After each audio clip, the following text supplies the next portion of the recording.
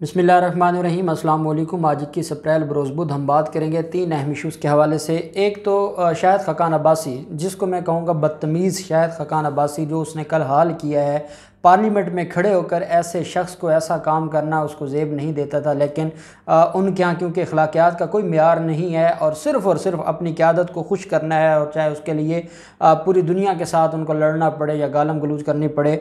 एक तो उनके हवाले से जो कार्रवाई की गई है और उनके ख़िलाफ़ आज रेफरेंस की समाअत भी हुई, और जो उनके ख़िलाफ़ स्पीकर ने कार्रवाई की है, वो दोनों डिटेल्स मैं आपके साथ शेयर करूंगा। और जिस तरीके से आज स्पीकर ने बदला लिया है वो भी मैं आपके साथ शेयर करूंगा। साथ हम बात करेंगे जो मामला है काजी फैज़ ईसा साहब का, वो मुख्तसर डिटेल्स भी मैं आपके साथ शेयर करूंगा। लेकिन उससे पहले मैं आपको बताता चलूँ कि हुकूमती शख्सियात को तलब करना शुरू कर दिया है नैब रावलपिंडी ने ख़त लिखा है, और उस ख़त में नोटिस जारी किए हैं। मियाँ असलम इकबाल जो कि सूबाई वज़ीर हैं इंडस्ट्रीज़ एंड कॉमर्स पंजाब के, पाकिस्तान तहरीक इंसाफ के बड़े सीनियर रहनुमा हैं लाहौर में, और साथ सूबाई वज़ीर खुराक समीउल्लाह चौधरी, इन दो लोगों को ख़त लिखा गया है और नोटिस जारी किया गया है, और इनको 4 मई को तलब किया गया है।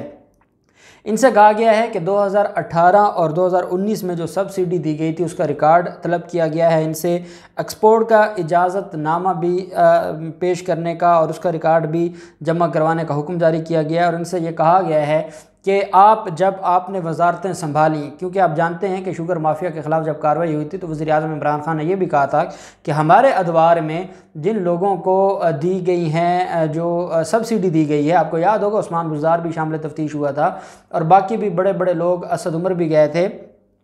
तो वज़ीर आज़म इमरान खान चाहते थे कि हमारे दौर में भी जो लोग मुलव्वस हैं उनको भी पकड़ा जाए और उनको भी माफ़ी ना दी जाए। तो अब मामला तो काफ़ी ख़राब हो गया। अब उसमें फिर जहाँ पर जहांगीर तरीन के ख़िलाफ़, जहाँ पर बाकी लोगों के ख़िलाफ़ कार्रवाई हो रही थी, वहीं पे इन 2 वज़रा को भी तलब किया गया है, और ये बड़े अहम वज़रा हैं पंजाब के, दोनों को तलब किया गया 4 मई को। तो मैं समझता हूँ कि जो इसमें एहतसाब है वो सब के लिए होना चाहिए। जैसा कि मामला है चौधरी बिरादरान का, चौधरी बिरादरान के हवाले से मैंने एक वीलॉग किया है, वो मैंने अपनी कम्युनिटी में शेयर भी किया, आप वहाँ से सुन सकते हैं उनके केसेस की तफसीलात, और नैब ने कब कब उनके ख़िलाफ़ केसेस चले और नैब ने क्यों उनके केसेस बंद किए, और अब क्यों उनके हक़ में रेफरेंस फाइल किया कि उनकी इंक्वायरी बंद की जाए। ये जो मुकमुका है, यहाँ कौन बिका है, इसकी डिटेल्स मैंने शेयर की हैं, वो आप कम्युनिटी पर जाके देख सकते हैं। लेकिन एक बात मैं ज़रूर कहूँगा कि चौधरी बिरादरान अगर तो ब्लैक मेलर हैं, अगर वो क्योंकि शुगर माफिया में भी उनका नाम था, वो उनके ख़िलाफ़ 2000 में भी इंक्वायरीज थी, उनके ख़िलाफ़ इलीगल प्लाट अलाटमेंट्स केसेस भी थे, उनके ख़िलाफ़ आमदन से ज़्यादा असासे भी थे। उन्होंने पॉलिटिकल इंजीनियरिंग का जो एक इल्ज़ाम लगाया था चेयरमैन नैब पर, और फिर मामला हाई कोर्ट गया था, वहाँ पर नून लीग के वकील उनको रेस्क्यू कर रहे थे। वो सारी चीज़ें आप जानते हैं, हमने एक तारीख डेट ऑफ हियरिंग पर आपको बताया था। जब उन्होंने पहले एक रिपोर्ट जमा करवाई, कहा गया कि हम इनके ख़िलाफ़ जो इन्वेस्टिगेशन है, इंक्वायरी जो है वो इन्वेस्टिगेशन में बदल गई है। फिर अदालत ने इनसे कहा था कि आप लोग इनके ख़िलाफ़ रेफरेंस फ़ाइल कर दें ताकि ये मामला वाइंड अप हो। अब वो रेफरेंस भी उन्होंने फ़ाइल नहीं किया, वो रेफरेंस की तरफ भी नहीं गए, और वो सारे का सारा जो मामला है वो ऐसे ही चलता रहा।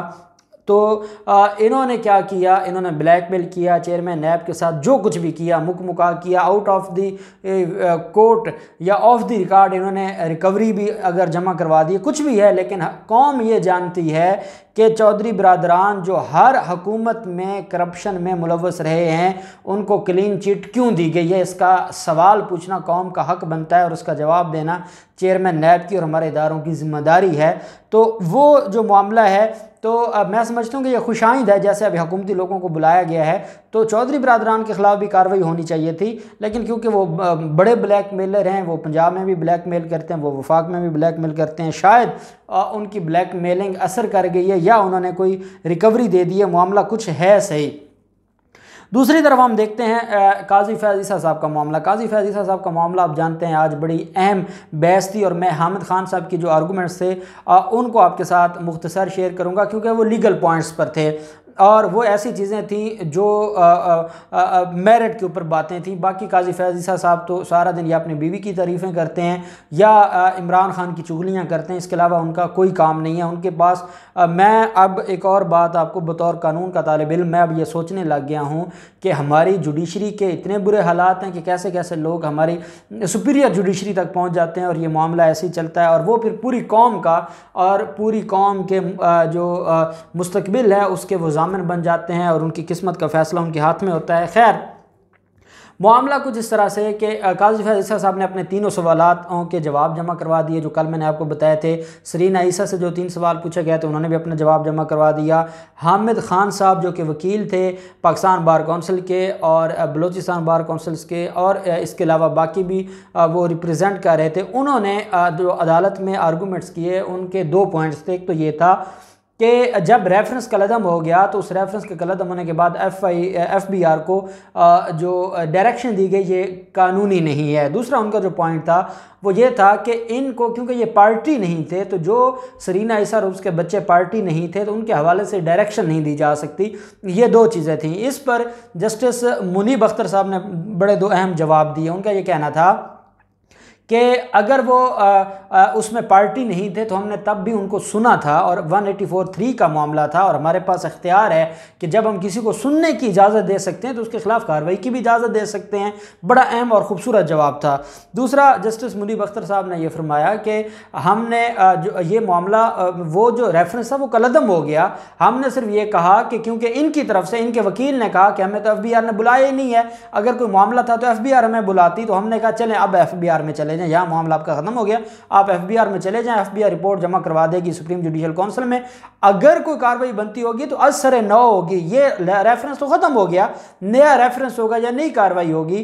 तो ये 2 जवाब, 2 खूबसूरत सवाल थे हामिद खान साहब की तरफ से। हामिद खान साहब एक मंझे हुए कानूनदान हैं और उनको एक अथॉरिटी समझा जाता है। बड़ी खूबसूरत उन्होंने बहस की और उसका जवाब भी जस्टिस मुनीब अख्तर साहब ने, जस्टिस उमर अताब बंदियाल साहब ने दिया। जस्टिस उमर अताब बंदियाल साहब ने कहा कि शुक्र है कि आज हमें ये लगा है कि अदालत में कोई अथॉरिटी बात कर रही है और कोई कानून की बात हो रही है। पिछले 3 दिन से तो हमारे कान पक गए थे, कोई बात नहीं थी। जब काजी फैज़ ईसा साहब बार बार उसमें इंटरफेयर कर रहे थे तो उस पर काजी जस्टिस मंजूर मलिक साहब ने फरमाया। जस्टिस मंजूर मलिक साहब पहले हमारे यहाँ लाहौर हाई कोर्ट के चीफ जस्टिस भी रहे, क्रिमिनल लॉ में उनको भी अथॉरिटी समझा जाता था। उन्होंने फरमाया कि काजी साहब खुदा के लिए आप चुप कर जाएं, शुक्र अल्लाह अल्लाह करके कोई अहम जो चीज़ें वो हमारे सामने आई हैं और कोई मिच्योर गुफ्तगू शुरू हुई है, फिर आपने माहौल ख़राब करना शुरू कर दिया है। अब इससे बढ़कर और क्या कहें, इससे बढ़कर तो मैं नहीं समझता कि कोई और चीज़ बचती है जो काजी फैज़ ईसा साहब के साथ मामला हुआ हो। खैर, अब जो चीज़ें हैं उनके 2 सवालात थे। एक तो ये था जो अब तक मुझे समझ आई है कि उनकी तरफ से 2 पॉइंट्स हैं। एक तो ये है कि FBI को मामला भेजना गैर कानूनी था और उनको जो डायरेक्शन दी गई 60 दिन की, इनकम टैक्स के कवानीन में ऐसी कोई बात नहीं है।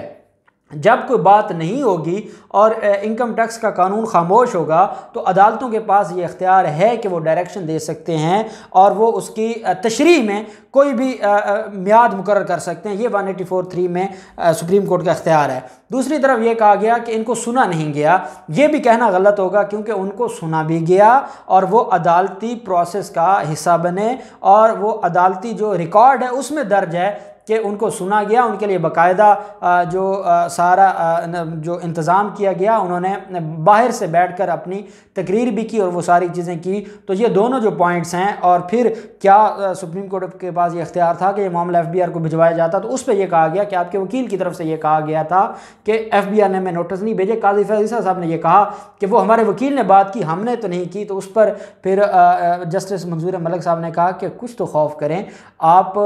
जब काजी ईसा साहब ने कहा कि मैं बुजुर्ग हो गया, तो उन्होंने कहा कि ना सफ़ेद बालों से कोई बुजुर्ग होता है ना समझदार होता है। अब इससे बढ़कर वो क्या कहते। साथ उन्होंने ये कहा है कि आप सुनने का भी हौसला रखें जज साहब, जब तक आप सुनने का हौसला नहीं रखेंगे। और साथ मंजूर मलिक साहब ने कहा कि आज पता चला है कि एक वकील के आर्गूमेंट्स और साहिल के आर्गूमेंट्स में कितना फ़र्क होता है। आज हमने हामिद खान को सुना है और हमें पता चला है कि आज कोई वकील बोला है, और पहले 3 दिन से आप भी बहस कर रहे हैं, वो भी आप देख लें। खैर, अब ये मामला क्योंकि रिटर्न आर्गूमेंट्स आ गए हैं, एडिशनल अटारनी जनरल अब इस मामले में जाएंगे और एडिशनल अटारनी जनरल अपना जवाब जमा करवा दिया। अब कल दोबारा इसके ऊपर समाअत होगी। दूसरी तरफ जो कार्रवाई हुई है शाहिद खकान अब्बासी, शाहिद खकान अब्बासी ने जब कहा कि मैं जूता मारूंगा, फिर उसके बाद दोबारा एक टीवी चैनल पर उनसे पूछा गया तो उन्होंने कहा कि मैं अपनी बात पर कायम हूँ और मैं जूता मार सकता हूँ। वो सारी चीज़ तो आपके सामने है। उसके बाद असद कैसर ने आज उनके खिलाफ कार्रवाई की है, जो स्पीकर हैं कौमी असम्बली के। उन्होंने कौमी असम्बली की जो कमेटी है, उस कमेटी कवायद ज़वाबित की जो कमेटी है, उसके ज़रिए एक ख़त भेजा है शाहिद खकान अब्बासी को और शाहिद खकान अब्बासी से कहा है कि वो 7 दिन के अंदर अंदर या तो माफ़ी मांगें या फिर कार्रवाई के लिए तैयार हो जाएं। और स्पीकर असम्बली के पास आइन में इतनी बड़ी पावर्स हैं कि वो चाहें तो इसको घर भेज सकते हैं शाहिद खकान अब्बासी को। इसकी औकात क्या है? और जब इसको वज़ीर आज़म बनाया गया था तो वो सबको पता है कि किस खाते में वज़ीर आज़म बनाया गया था, और जब वज़ीर आज़म थे तब भी इनकी औकात क्या थी सारी दुनिया जानती है। सिवाय रियासत और अवाम को नुकसान पहुँचाने के लिए उसकी जो प्राइम मिनिस्टरशिप थी उसने कुछ नहीं किया था, ये सारी दुनिया जानती है।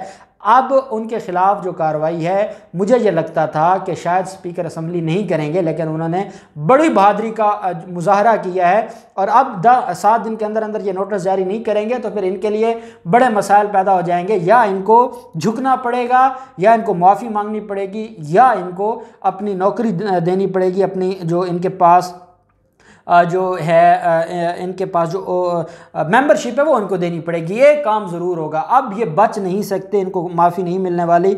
और इस पर यह कहा गया है कि आपने ना सिर्फ बदतमीज़ी की है बल्कि अब इसका नाम ऑफिशियली बदतमीज़ रख देना चाहिए। जो इसने कल किया है इसको बदतमीज़ के नाम से ही जो है वो पुकारा जाना चाहिए। ख़त के मतन में यह भी कहा गया है कि स्पीकर के मनसब का तमस्खुर उड़ाया है आपने। मुकर्ररा वक्त में जवाब ना देने पर तसव्वुर होगा कि शाहिद खकान अब्बासी को दिफा में कुछ नहीं कहना और फिर आपके खिलाफ कार्रवाई होगी।